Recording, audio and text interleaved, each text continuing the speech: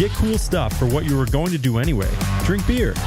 With Buy Beer, Get Gear from Labatt, you can just snap a photo of your receipt and upload it to the website to rack up points for exclusive merch. Get points for every purchase, whether you're grabbing a pint on draft, a case for a party, or a tall boy at the stadium. Any size, any product, anywhere you buy Labatt. Buy beer, get gear. Sign up now at rewards.labattusa.com. At BurdicFord.com. This is the Burdick Ford and Burdick Toyota pregame show.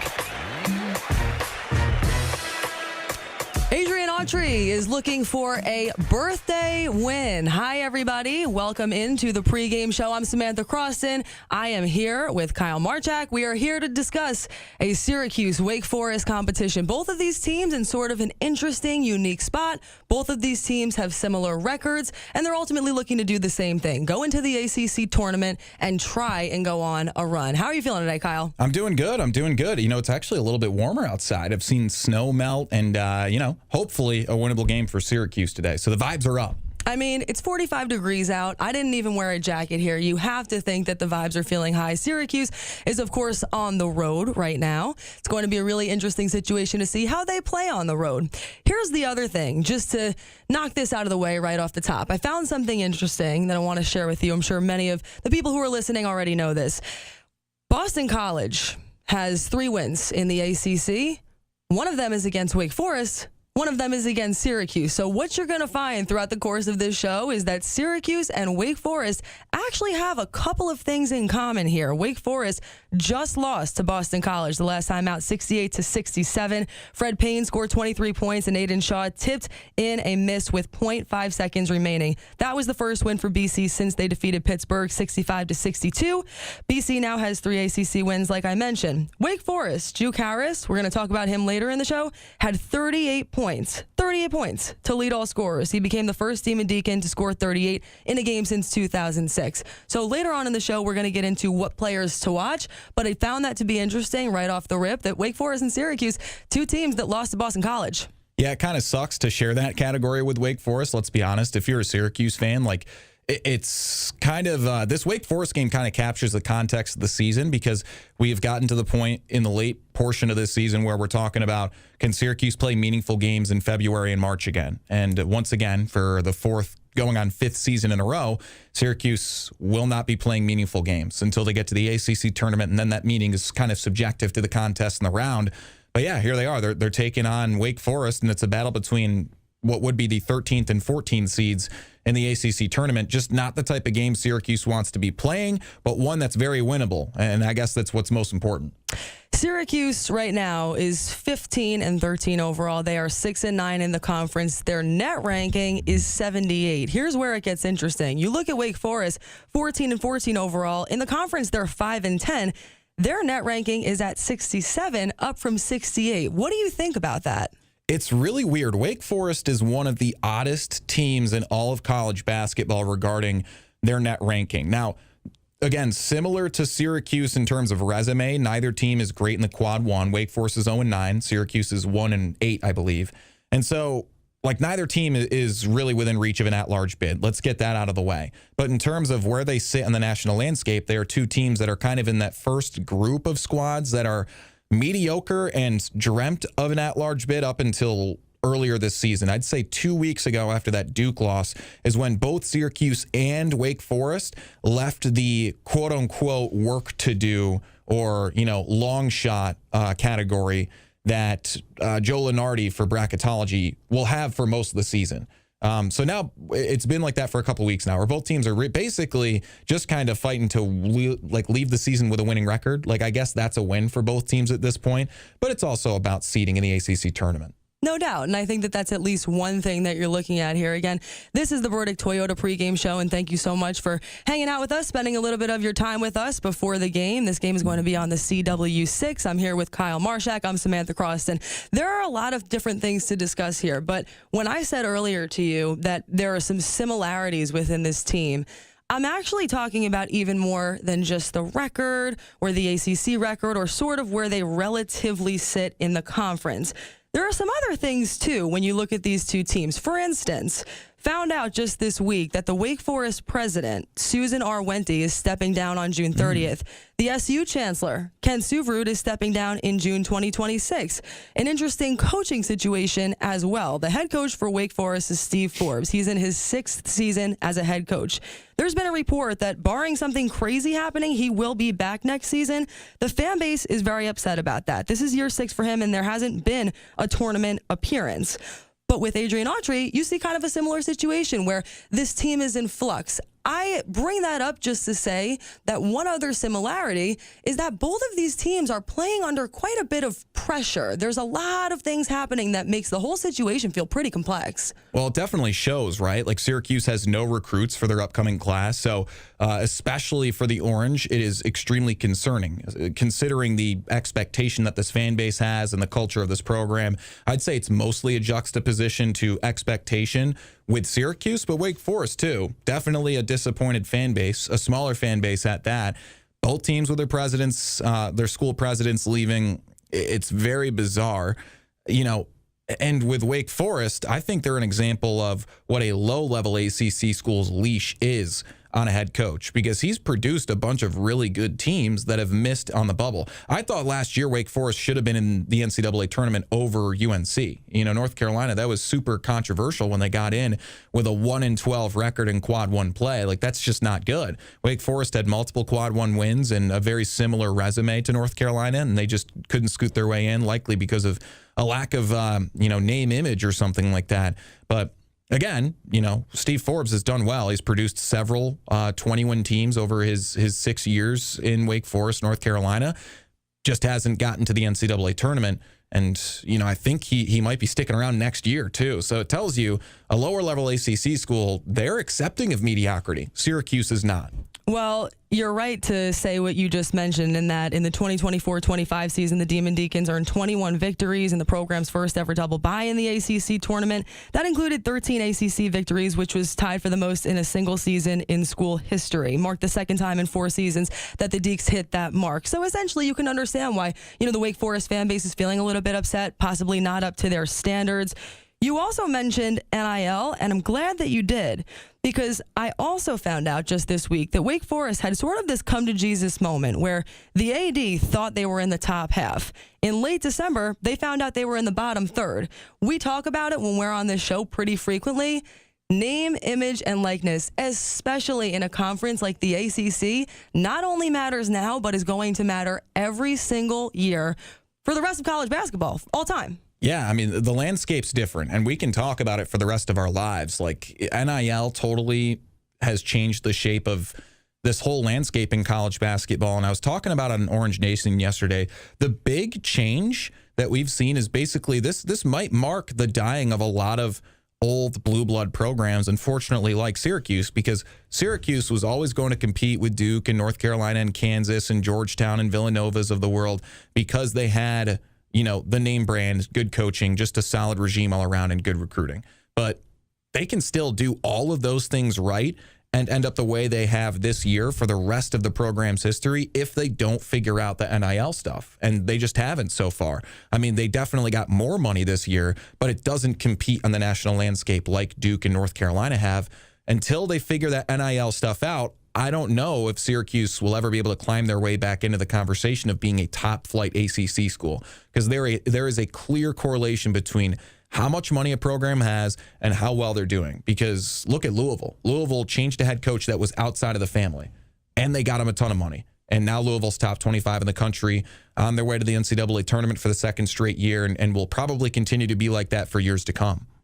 Without a doubt. I also think it's very interesting that you brought up the no recruits. This is something that I did a sports block on just this week, actually. Syracuse is just one of a few schools, I believe it's 4 or 5, that have no recruits for the 2026 season at this point.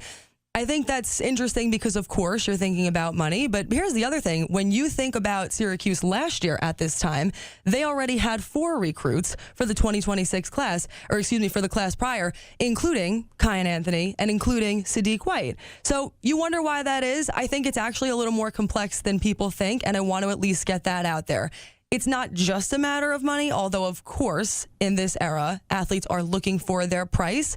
It's a matter of all the things that are in flux in Syracuse right now, and the fact that the landscape has changed quite a bit. There are a lot of college coaches that would rather go out into the transfer portal and frankly pick up someone who already has experience as opposed to grabbing some of these freshmen and having to develop them. But listen, obviously there's two sides to that coin. You look at the freshman class this year just across the country, and you're going to see that on any of the draft boards right now, there's probably 8 to 9 out of the top 10 are freshmen. Yeah, it kind of sucks for guys like Kai and Anthony in particular, because there have been conversations throughout the year saying, man, Kai and Anthony's behind the 8 ball compared to other freshmen in the country. But if you're comparing yourself to other freshmen in the country, you're always going to feel like you're behind the 8 ball unless your name is Boozer or Diabanza. Like, otherwise, you're going to feel like you're behind the 8 ball. I feel like that's an unfair comparison. Like, Kai and Anthony and Sadiq White both still have the space, the time, and the growth left in them to become not just starters next year, but all ACC players. I really believe that. But it's just a matter of like how quick some of these guys that they recruit grow, and they just didn't do it the same way that freaking Cameron Boozer did. But, you know, that's a difference of skill level and just sheer talent that, you know, may feel marginal in high school, but is expanded in college. But at the end of the day, like, I agree with you. While they still have these young recruits that hopefully they can convince to stick around next year, which is a whole other conversation. Gavendo in our Q Sports Talk Twitch chat brings up the point that you said, just hit the transfer portal. So whoever this new coach that might be next year, that's my calling for why it should be someone that is coming from a different school. You know, maybe not a Mike Hopkins, although Mike Hopkins is still very well connected. I'm sure he could bring a ton of transfers with him. But someone from, you know, like a Brian Hodgson from South Florida, he's going to bring a couple of guys from South Florida that are ACC ready.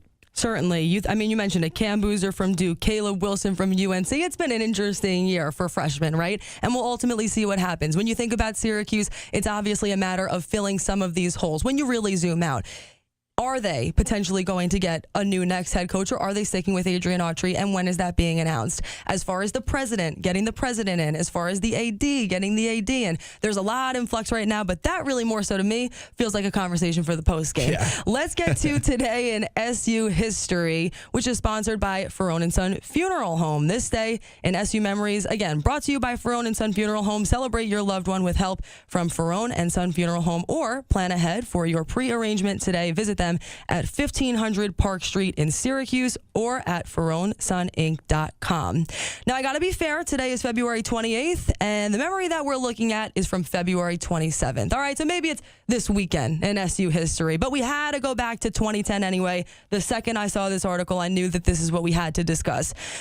The title is Orange Beats Villanova to Claim Share of Big East Regular Season Title. I know that many of you remember this. Oh, yeah. Number 4, Syracuse, 27-2, 14-2 in the conference, used a balanced offensive attack to claim at least a share of the Big East Conference Regular Season Championship on that Saturday night with a 95-77 win in a highly anticipated matchup with 7-8 Villanova at the Carrier Dome. The game attracted an NCAA on-campus record crowd of 34,616 people. Again, this is from the article at that time. Unreal numbers. There were 6 players who scored in double figures. Rick Jackson led the way with 19 points. Scoop Jardine had 16 points. And just for some context, although I'm sure many of you know this, remember this, that year Syracuse went on to become the outright regular season champion for the first time since 1991. The player of the year was Wes Johnson. The coach of the year was Jim Boeheim. Shall I go on? Yeah, like, just keep listening to stuff off. It's making me smile. Like, I know. I mean, listen, I got more for you. Ultimately, Syracuse ended up going to the Sweet 16. They lost to Butler, the 5 seed, so maybe that's where the smile turns into a frown. But again, I think you see something that you and I even talked about before we got on this show.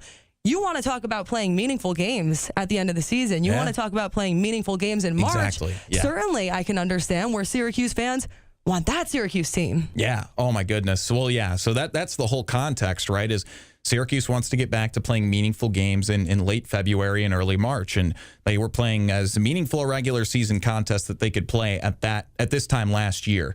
It's great to reminisce, though. Like, I think the fans may like this segment the most because we can kind of forget about Syracuse's struggles right now and remember what it used to look like. And I think that's important because it continues this conversation like through word of mouth that we're still not that far separated from when Syracuse was a powerhouse, right? It's been a gradual climb back down towards, you could argue, the basement of the ACC.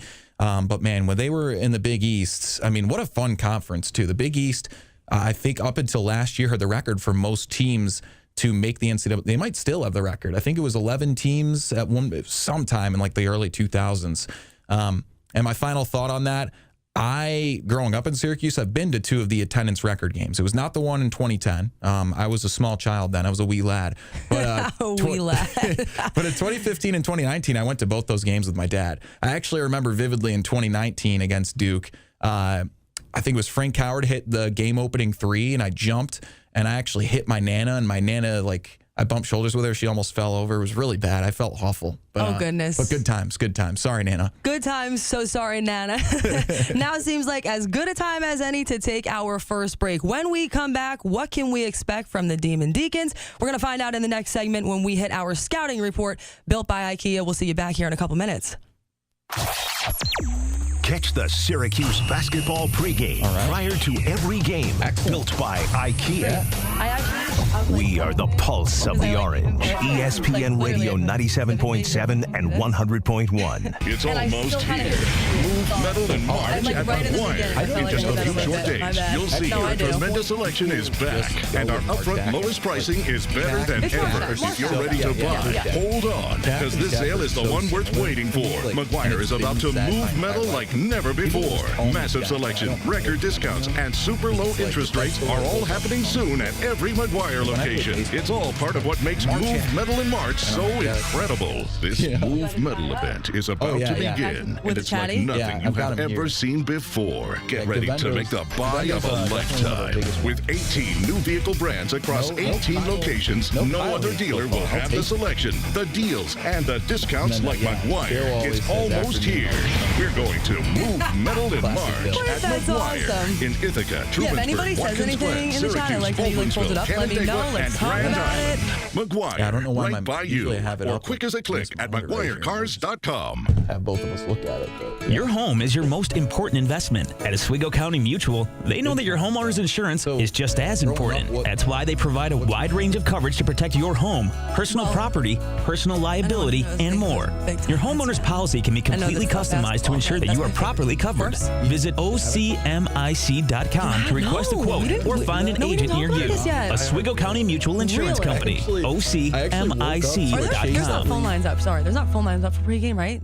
I guess not. I mean, I don't think we've gotten any callers. Okay, got it. For whatever reason, the monitors here aren't When working. you buy Got Girl it. Scouts And how long till you the help next local Girl Scouts explore. Yeah, I Big usually have to ideas, guesstimate real it, but it's adventures. Cookie funds help us travel, 2.5 go to camp, and give back to our community. And there's a new cookie to discover. Explore more. A rocky road inspired street. 504. Cookies are That's about it. $6 a box. Our sale is Okay, February the next, I guess it really can also, but I know I have to hit certain breaks. 504 has to be like, what, around 7 or 8 minutes? Basketball season is here, and so are some great deals at Burdick Ford in Central Square. Burdick Ford is locally owned and operated, with their staff focused on customer service to help you find the perfect deal. Find a new or used SUV. That's on me. Q Sports Talk is, that's Jordan. Wait, that's so funny. I was like, I thought that was Q Sports Knower for a second, then I realized it's Q Sports Talk. That's my bad. Kyle doesn't pay attention to the chat or the mega desk. Classic Ryan. Ryan, I'm a fan of your artwork. Oh, shoot. Freaking cord link. This is excellent. That is excellent work. Also, Steve kind of looks like Steve Carell, as pointed out by Jordan Capozzi.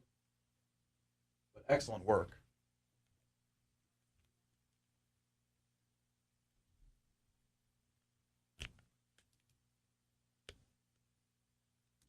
My bad, guys.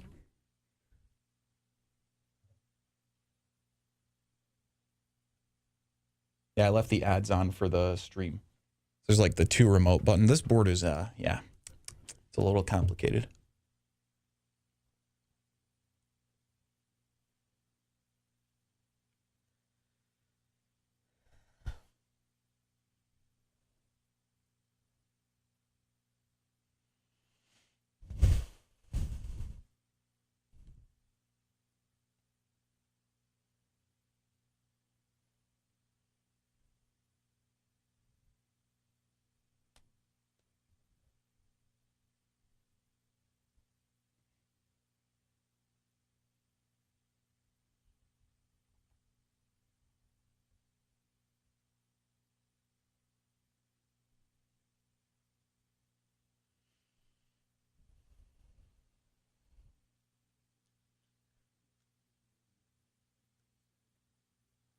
1200 a.m. and 1440 a.m. This is the Burdick Ford and Burdick Toyota pregame show. Welcome back to the Burdick Toyota pregame show. I'm Samantha Croston. I am joined by Kyle Marchak. We're joining you from downtown Syracuse, getting you ready for the Syracuse against Wake Forest game. That is a 5:45 tip. Syracuse is on the road. It's going to air on the CW6 and TK99 on the radio. Let's get right into the scouting report for Wake Forest. That is sponsored by Built by IKEA. Everything you need from IKEA is now at Destiny USA. Go check it out and dream the possibilities at your new IKEA Syracuse. You can't talk about Wake Forest without talking about Juke Harris. You just can't. I mentioned it earlier in the show, but against BC, he became the first Demon Deacon to score 38 points in a game since 2006. That's not all. He leads the ACC in scoring in conference play, number one, ahead of Cameron Boozer. He reached a double-digit scoring total in all 28 games. That streak is the longest of 10-plus point performances in the Steve Forbes era and longest overall since Jeff Teague's 31 straight games in 2008-09. This is a talent. Yeah, this kid can score at will. I mean, anyone right now who's scoring more points per game than Cameron Boozer is an NBA-level talent. The problem is he's on not an NBA-level roster, right? Like Wake Forest they've pretty much just got Juke Harris and a couple other guys that, depending on the night, can provide offensively. They're really weak size-wise, which is why Juke Harris, being, the main on-ball guy, despite being a forward, just really stands out. The dude is a true, three-level forward scoring guy. Very fun to watch. Without a doubt. His 15.6 points per game increase from his freshman season ranks as the highest increase year over year in the nation. He is also one of only 2 ACC players and one of just 5 nationally, averaging 21 points and 6 rebounds per game. That's alongside Duke's Cameron Boozer. You guessed it. I want to quickly shout out Connor O'Neill, who's the publisher at Deacons Illustrated, who gave me a little bit of insight into some of these players and what you can expect if you're a Syracuse fan. This is a guy who last year was playing behind 2 seniors who were both 1,000-point scorers. So Wake needed somebody to step up into that sort of alpha-type role. Previously for Wake Forest, it's been a transfer. But again, this is a guy who, in Connor's words, went from an afterthought on a scouting report to the number 1 scoring threat. So it's not just a matter of how well he's played. It's the fact that his role has significantly increased. And I think if you're Syracuse today, this is a guy who you would think that you would have to hold to at least his season average in points per game. Yeah, I guess that is one of the keys for sure, right, is limiting Juke Harris as much as possible. It sucks because conversely, you also want to really dominate down low. Juke Harris isn't necessarily like a super dominant defensive threat, but considering they have really weak backcourt defense they have really weak front court defense, but their best player offensively is also a forward. It just makes it kind of a hard challenge because then you're asking Syracuse's weak point defensively, which in my opinion is kind of the 3-4 spot, to really step up against Juke Harris. Without a doubt. Anyone else on Wake Forest roster who stands out to you or you think that Syracuse should be aware of? Well, I'm going to keep it in the paint. Out of Charleston, South Carolina, this forward Trayvon Spillers, the senior, who's also 6'7". This kid's good. He is the team leader in blocks. He's probably the only elite defender on this Wake Forest squad, from the front court at least, and also 11.1 points per game, kind of that main contributor down low other than Juke Harris, who really scores at will, but he's not really, an all-levels scorer. He's more of a back-to-basket, kick-out type of guy, but they'll need that forward Trayvon Spillers to play well today if Wake Forest has a chance against Syracuse. No doubt. Trayvon Spillers is a 5th-year guy who had a bonus season because he spent 2 seasons at JUCO. This is a guy who is consistently playing really hard, having a better season, for Wake last year than this year, to be completely honest. But that's partially because he's playing a bit out of position at center. Last year, he was a little bit more of a 4, but he's had to play in the center position because their transfer center, who they brought in, Cooper Schweiger, has not been having a particularly good season. So a couple of people who are playing out of position, and I think actually beyond that, from everything that I discussed with Connor, you start to zoom out, not look so much at any of the players, but just the team collectively. And one thing stands out as far as the similarities between teams. which is that both of them at times are playing inconsistently. You're seeing some moments of greatness. You're seeing some guys who have very high ceilings, but you also have some guys on your roster where the floor is exceptionally low. They are one of the weirdest teams in all of college basketball, and I really mean that because Wake Forest is 68 in the net, and they are 0-9 in quad one opportunities, and they are 500 on the year. How is this a quad one opportunity? Well, the answer is because they play oddly close with really good teams. I mean, overall, the results are not good. If you're 14-14, you're not a good basketball team. But they have lost by one possession on a neutral site versus number 6 Michigan, on a neutral site by 1 point versus number 15 Texas Tech. The scores respectively 85-84, 84-83. They've lost by 1 point to two of the best teams in the country. And then in ACC play, they lost by 3 points at number 17 North Carolina. That is 3 top 20 losses either at or like at the other team or on a neutral site by one possession. They have had really close games with top level, like national championship level teams. It's very, very interesting. And I think at the very least, it goes to show that this is not a team that you want to look past. Syracuse, to be honest with you, shouldn't be doing that with anybody at this point, but especially a team like Wake Forest, especially on the road. I think that this is a team that you have to, essentially look out for. The last matchup between these two teams was December 31st, 2024. Wake Forest won that 81-71. Syracuse's away record is 4-3, and SU is actually on a 3-game losing streak against Wake Forest. The last win actually came in the 2022-23 season. They won 72-63. And if you remember, Wake Forest beat the Orange in the ACC tournament just a few days later on a buzzer beater. Mm-hmm. So again, I think interesting situation because both of these teams you look at, like you've mentioned, their record in conference. These are two teams that are at the bottom of the ACC right now or close to it. But like you mentioned, you are at this point, let's be realistic about what you're fighting for. Both of these teams are looking to get the best seed that they possibly can in the ACC tournament.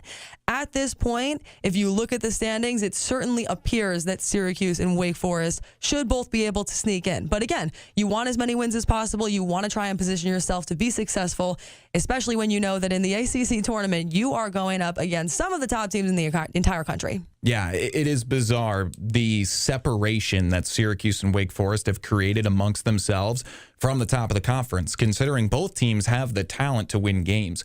I think Wake Forest, honestly, of no disrespect to Adrian Autry, I think Steve Forbes has done a better job with his team this year than Autry has with his Syracuse squad. Because when you look at Wake Forest roster, they are the most undersized team in the ACC. Their starting lineup is an average height of 6'4.5", 6'5". Their tallest guy in the starting lineup is 6'8". They run a bunch of forwards because they're so undersized, and their forwards are only as much as 6'8". The average height is 6'7". They just are super undersized. They brought in some transfers. We talk about Spillers, a guy that had to plead with the NCAA committee to get an extra year because he spent 2 years at the JUCO level, so he's a late bloomer. It's just not a super talented squad, yet Wake Forest and Syracuse are right next to each other in the standings. I mean, Wake Forest is higher in the net, so they've had a better resume effectively. Mm-hmm. That is subjective. Mm-hmm. And finally, Steve Forbes is going to get himself an extra year. Now, that's a difference of philosophy for each school, but that is a really interesting crease of this because these are two coaches essentially fighting for their jobs. Different leashes, right? Like Steve Forbes has a much longer leash than Autry did.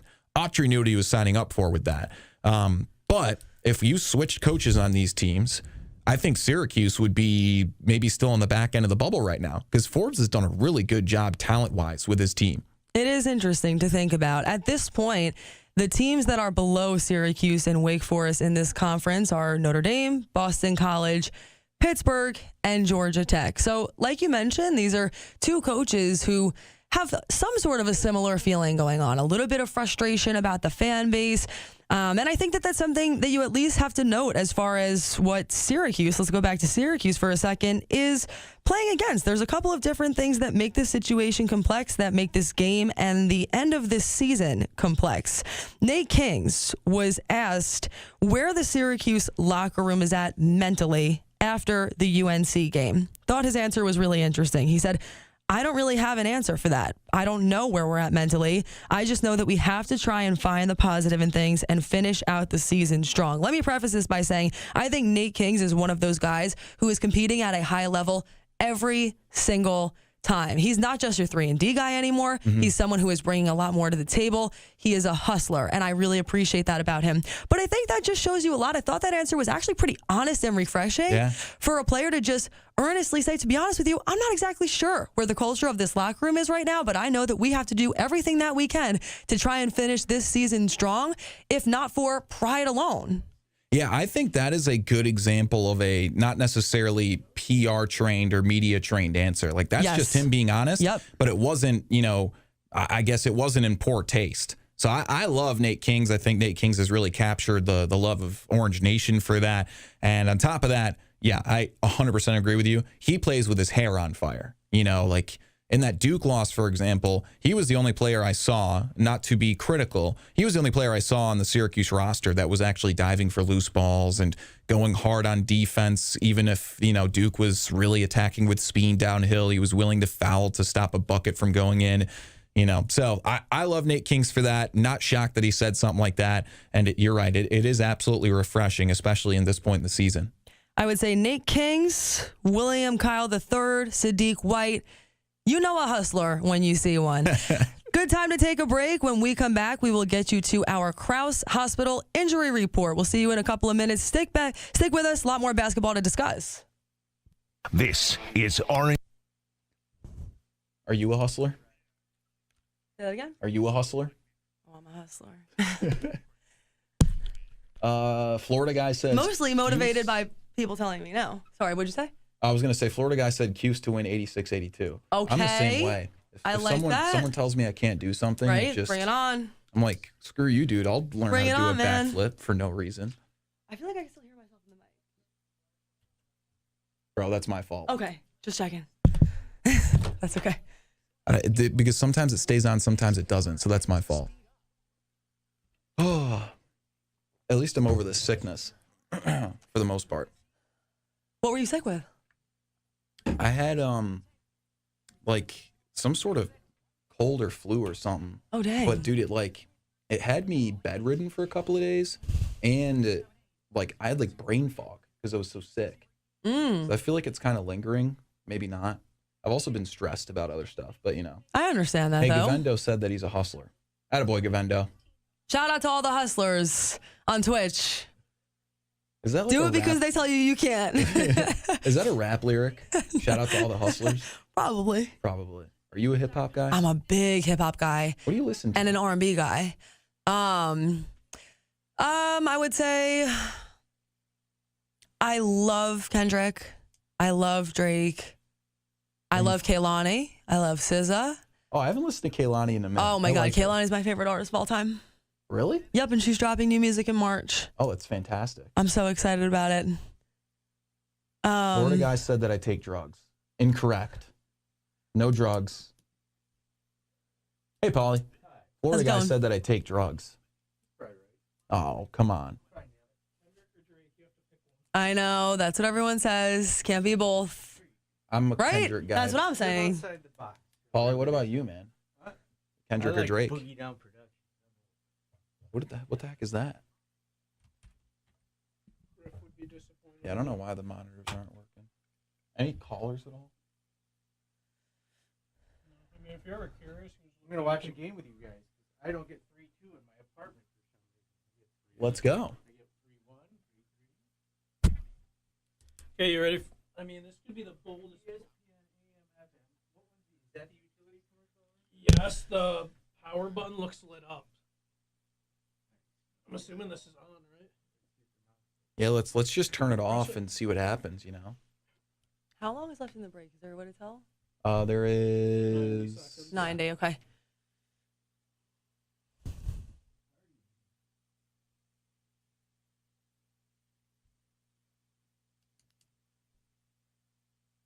Chipotle. That looks really good.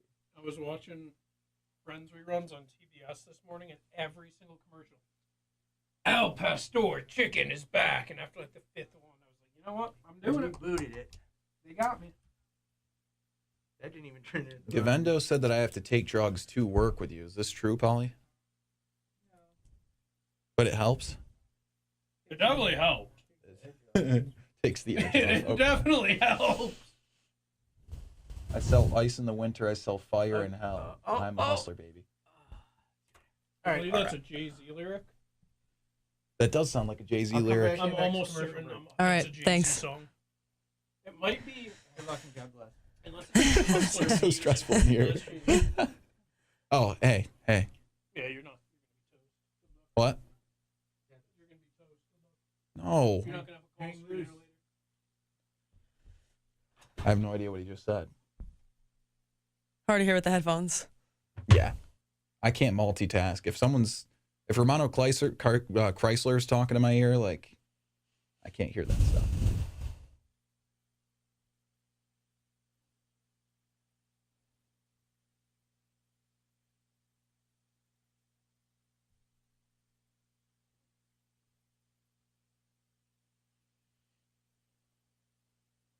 .com. Orange Nation, noon to 2. ESPN Radio 97.7 and 100.1. This is the Burdick Ford and Burdick Toyota pregame show. Welcome back to the Burdick Toyota pregame show. I'm Samantha Croston alongside Kyle Marchak, getting you ready for Syracuse against Wake Forest. 5:45 tip time. It's time for your keys to the game, brought to you by dvtrucks.com, powered by Drivers Village.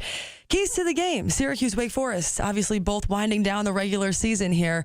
As far as Syracuse, what are one or two things that stick out to you that you think we should talk about as far as keys to the game are concerned? I'd say, first of all, on offense, they've got to attack downhill. The front court defense by Wake is weak. Like I mentioned in that previous segment, they're undersized. And then I'll go one more thing for Syracuse and then toss it to you. They've got to force Wake to shoot the three. Wake is almost as bad as Syracuse when it comes to shooting the three ball.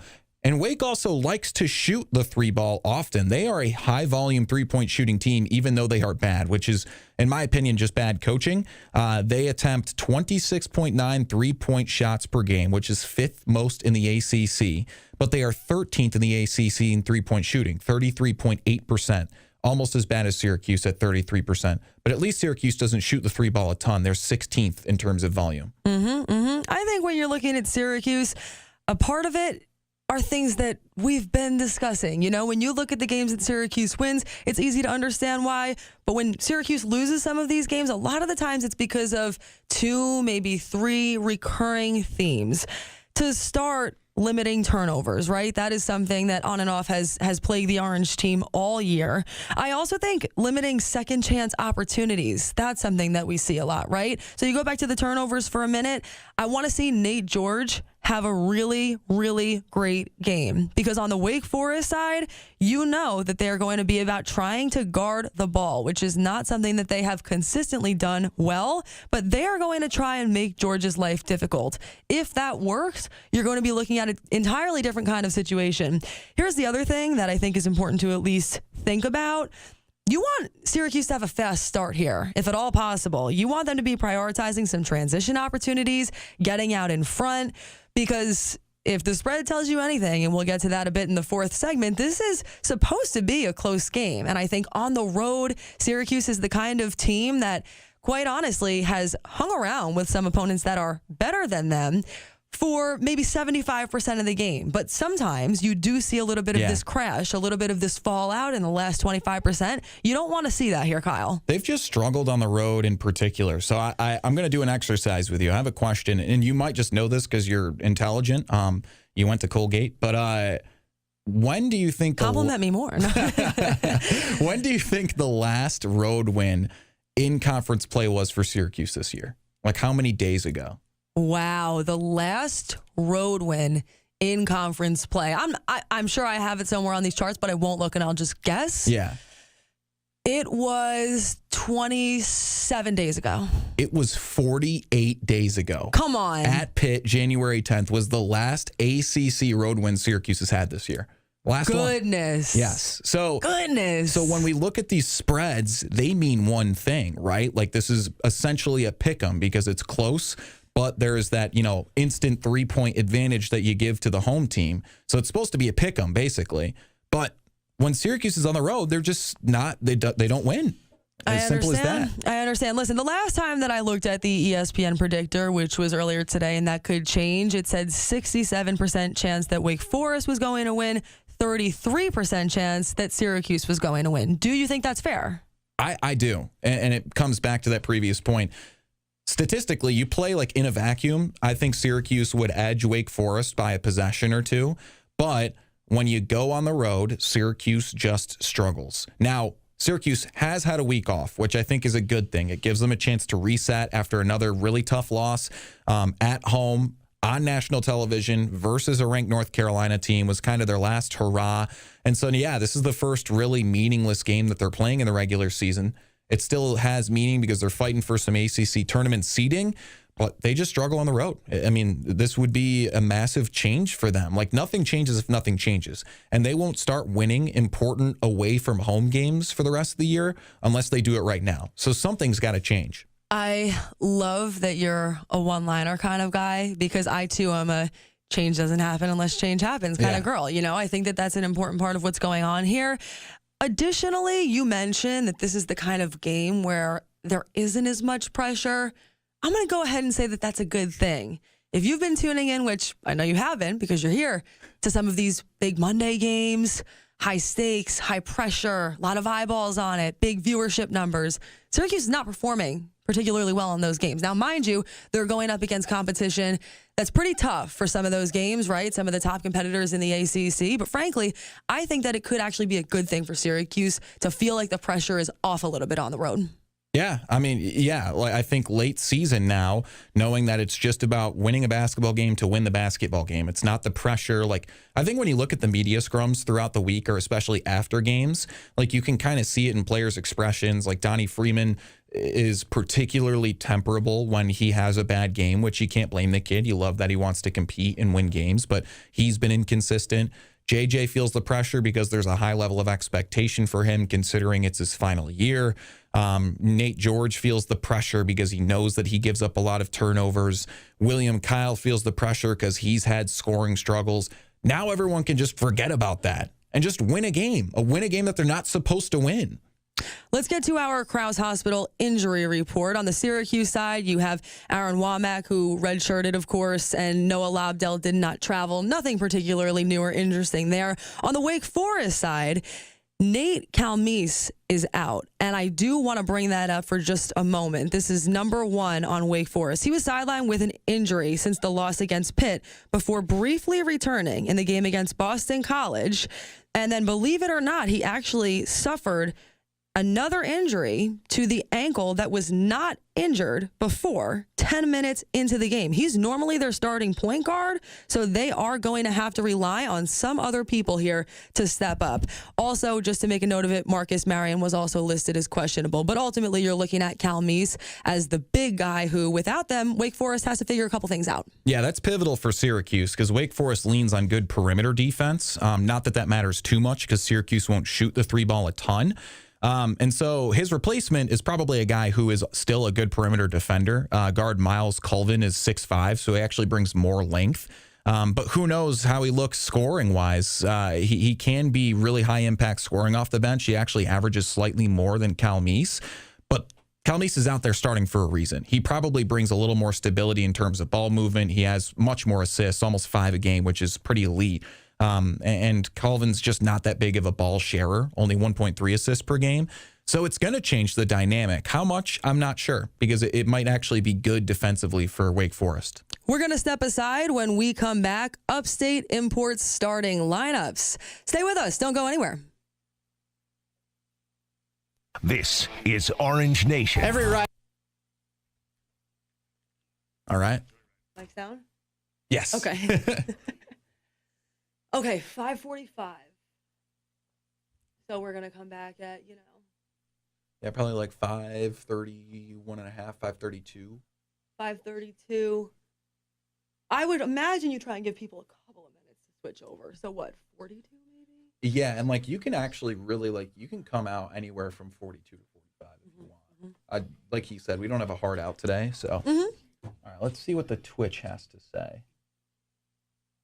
Wake also allows a lot of threes. Yeah, they're not good. They allowed a lot of three-point shooting attempts. Hey, what's up, brother? It does.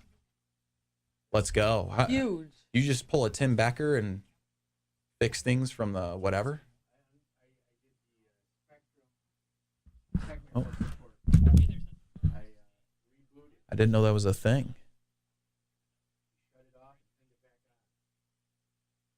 I can pull up Twitch on here. Kyle, where are the starting lineups? So that's actually tough every time. Usually you can find them on Twitter. You look up like Cuse men's basketball. If you want, like Cuse is usually easier to find, and then you can tab me with finding Wake Forest if you need help with that. I don't see it yet on Syracuse Twitter. You could go to the actual live stats, and they might have them in.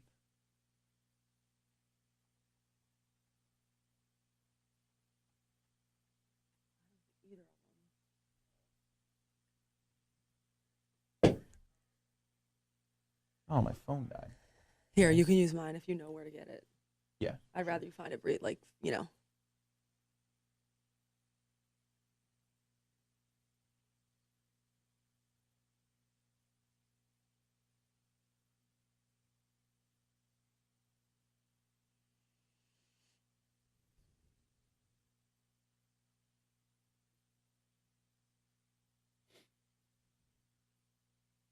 Yeah, not there.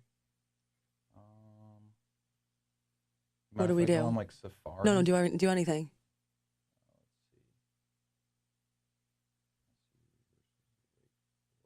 If we go back on and we're still searching for it, I'll obviously hit other things first. Would you mind trying to look it up? And if you find it, you can say it, the sponsored. If not, I'm probably not going to bring it up. Yeah, there have been times where I've had to speculate starting lineups. It's not a big deal.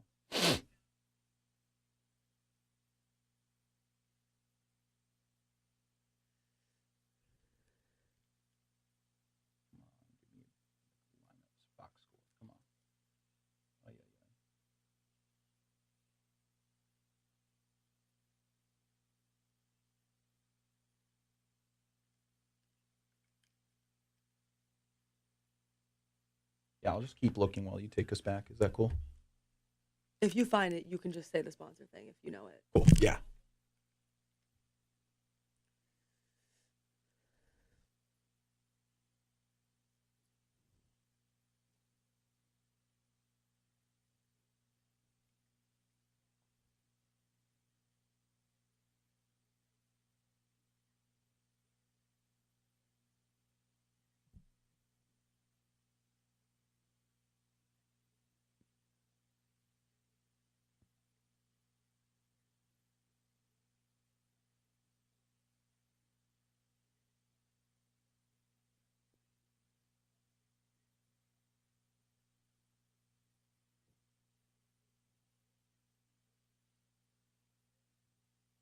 Yeah, I've got nothing right now. It should pop up on here, and I've got nothing right now. Hey, Jordan, if you can find starting lineups, let me know. I can't find them for crap.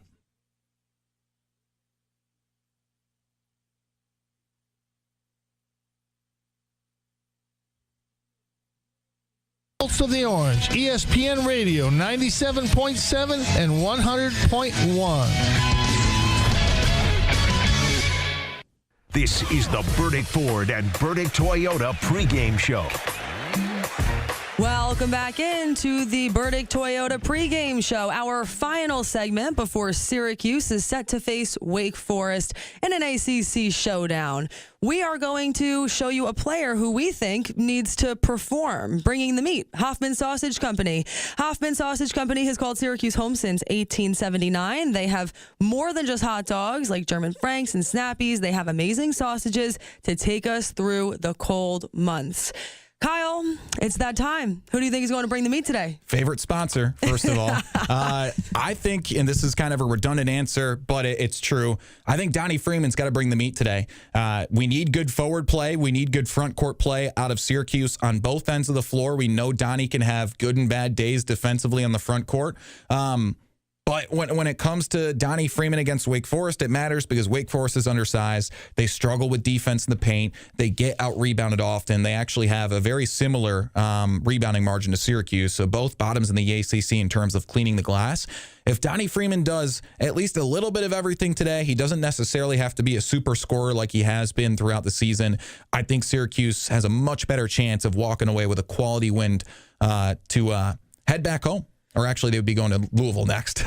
I understand what you mean. Last time out against UNC, Donnie Freeman didn't have his best day. 3 for 8 from the field, 9 points, 0 for 3 from 3, 3 of 4 from the free throw line, and 7 rebounds. He also fouled out on 2 techs. He was absent from the locker room to discuss it. Eric Devendorf is someone who comes on the Orange Zone podcast. That's my podcast over at CNY Central. And he said something interesting. He said that he has always liked when Freeman drives to the basket, thinks that he's really effective in that area, but that lately he's out more on the perimeter, settling for some perimeter shots and trying to do a little bit too much, saying that it's an up and down year for him. And I asked one thing, because out of that entire stat line, I'll tell you the one thing that sticks out to me is that he went 3 for 8 from the field. Devendorf said, it indicates to me that he stopped being aggressive. And he said, I'm curious to see how you feel about this, that it would be better to be 3 for 20. He's like, if I'm going to miss shots, I want to make sure that I am continuing to take shots, continuing to take those reps. He essentially, I think his point was saying that he wants to see Freeman taking more shots throughout the entire game, even if he's having a bad shooting night. What do you think about that? I love that. You know, it's kind of like that Kobe, that Mamba mentality, right? Like he said, I'd rather go, 3 for 48 because I didn't lose confidence than 0 for 8 because I stopped shooting.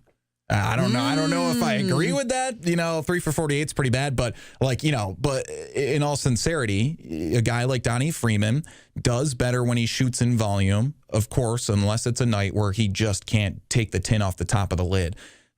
And for the most part, yeah, he has better nights when he shoots with confidence and just attacks with confidence. But on nights where he isn't shooting well, it's because he is forcing shots. And he has the athleticism, especially against Wake Forest, to attack downhill, create opportunities closer to the rim, take higher volume, higher percentage shots, and be relatively effective early on. Alternatively, J.J. Starling, the last time out against UNC, had 22 points. That was a season high. He went 10 of 19 from the field, 0 of 1 from 3, 2 of 3 from the free throw line. He also had 4 rebounds and 2 assists. Devo had said that he thinks that he's great when he's looking to attack the basket. What do you see his role as in this game, and what have you seen from J.J. recently? I mean, I think overall J.J. Starling's better off ball. And there are some games where he's really trying to split touches with Nate George. Let Nate George take care of the ball handling. Let him take the ball up the floor, get a play set. And then J.J. Starling, I think, is more effective when he's creating backdoor cuts, when he's moving off ball. And it's not necessarily because he's an elite shooter or elite finisher, but because he's good at finding that extra pass. You know what I mean? Yeah, without a doubt. As far as Wake Forest, obviously we can talk about Duke Harris. Probably should, considering everything that we said. But who do you think for Wake Forest is going to set the tone here today? Would it make sense to go with the obvious choice? Yeah, I guess it is pretty easy to go with the ACC leading scorer, but just for the sake of conversation, if there is one other person we'd talk about, it would be their other forward that really needs to step up defensively. Trayvon Spillers, he's the team leader in blocks. Now, it's not elite by any circumstance. He's no William Kyle. 1.3 blocks per game, though, that's not bad. It's going to be top 15 in the ACC. And for a team that is pretty average when it comes to creating stops on defense. So, yeah, I'm going Trayvon Spillers, and it's not necessarily because he's the next best scorer on the squad. It's because he provides something down low that they need a lot more of, because Duke Harris is not a good defender in the front court, and Omaha Ballou, their other forward, is also pretty weak defensively down low. Here's someone else who I just want to draw everyone's attention to. Isaac Carr. He is a freshman guard. And with senior Nate Calmey's sideline with injury since that Deeks game against Pitt before, briefly returning against Boston College, this is a freshman who has stepped up. He earned his first career start against Boston College on Wednesday, scoring 7 points and collecting a personal best 3 steals, including one that led to the Deeks holding that 67-66 lead with just seconds remaining. Since making his ACC debut against SMU on January 20th, he ranks 8th in the conference in assists to turnover ratio. Now, mind you, my guy Connor over at Deacons Illustrated said he's not beating too many people. So important to keep that in mind. But again, no team is the same when they don't have their starting point guard. That's a tough hole to try and fill. That's something that Wake Forest clearly is going to have to figure out how to do. And we don't know for how long. That is definitely a weak point. Well, not a weak point, but a point of Wake Forest offense that Syracuse will target, because Syracuse themselves have seen what it's like to have a young player out on the floor who might be, a little too active on ball. You can put pressure on them and see how much they fold. Now, as you said, he's not beating people. He's definitely one of those unknowns that just with a small sample size has played really well. But an unknown can be an advantage for Syracuse. If you put more pressure on this freshman, who knows? Maybe he kind of changes the trend today and struggles taking care of the ball. Just want to give a last note or two here before we get off the air and go watch the game ourselves. When you look at the team stats for both of these teams, I just want to point out a few things. Wake Forest, as far as their free throw percentage, it's around 76.5, third best in the ACC. Rebounds per game, 33. That is worst in the ACC. On the Syracuse side, things that, continue to stick out to me. Their three-point shooting percentage is 33%. That's third worst in the ACC. And their assists per game is 12.9. That also ranks 15th out of 18 in the ACC towards the bottom. When you think about some of these stats, anything that sticks out to you or comes to mind? Well, I mean, this is just the most realistic game that Syracuse can finally win on the glass, which they just haven't done well. Both teams have crazy, crazy holes statistically. Like both teams, Syracuse really struggles at the free throw line. They're dead last. But then you talk about rebounds and, well, Wake Forest is pretty awful. So there are ways for either team to take advantage of these weaknesses for either squad. Syracuse has got to be one that takes advantage of the part of the game that is arguably most important, which is how many possessions can you create by rebounding well. Wake Forest just doesn't do that well. They've got to out-rebound Wake Forest today.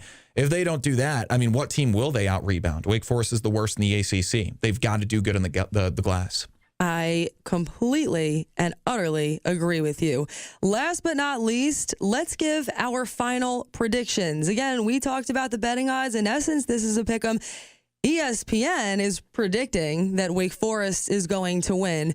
What do you think the final score of this is going to be? And if you are watching on Twitch, let us know what you're thinking. Yeah. Well, drop your guys' scores. I know Gavendo dropped one in the low 80s where Syracuse walks away with a 4-point win.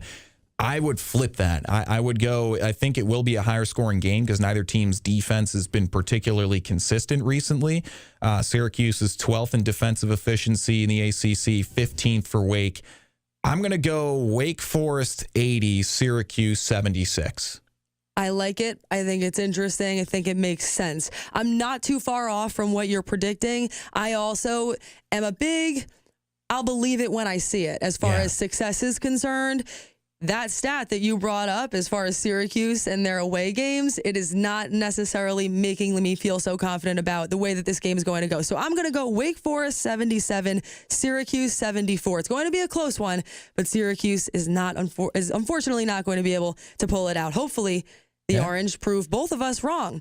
That's all for the Burdick Toyota pregame show on QSportsTalk.com and ESPN Radio. Go ahead and watch the game on the CW6 or TK99. We'll see you back here afterwards. Thanks for joining us. This is Orange Nation. Everybody pines for the years Let's do it. of Syracuse's greatness.